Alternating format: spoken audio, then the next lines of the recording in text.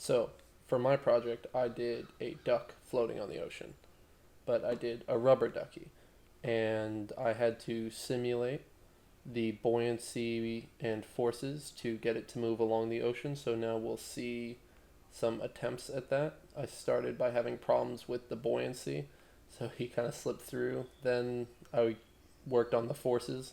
As you can see here, he doesn't have enough forward force, so he kind of laps towards the back of the tank that I made. He doesn't have enough force there either. He's coming along here a little bit better. Still not enough. Oh, definitely too much and then not enough. So here I realized that he needs a constant force and not just an initial force.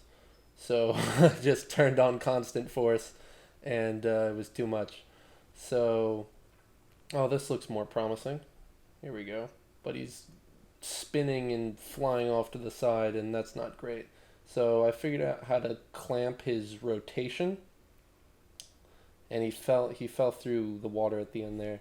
Here it looks like he's a little too deep in the water. Too high in the water, just took off. Too much force again. Way too much force.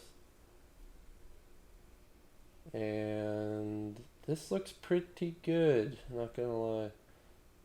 Some nice particles flowing off of the body. Oh, but he's turning really hard. Yeah, we don't want that. We want him to stay in a straight line. So I think I turned on the rotational stiffness and then it looked really nice, so I cashed it out and I got this simulation of the duck over the water. So next, I simulated the water off of the duck. So this is like a better, higher fidelity water simulation. Oh, here it's not tracking the duck, so I gotta do that.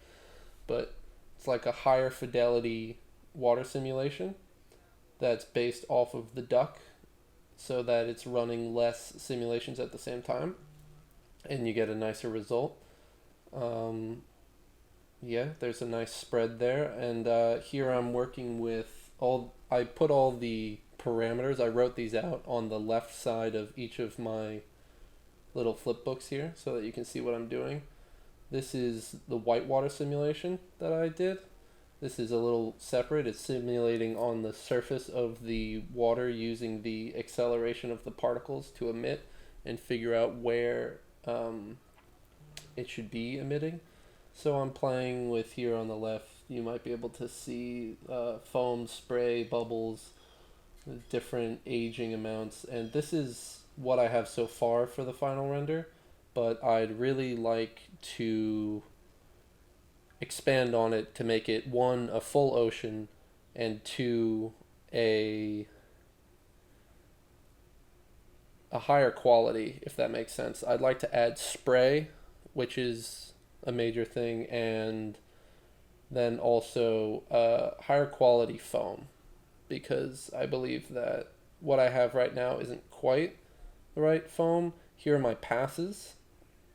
I have all of these, and I'm aware that they're not necessarily the correct passes or enough passes, but I was not expecting to render it at this stage. So I will add more. And that's it. So be sure to subscribe, comment down below your critiques, and I'll see you in the next one.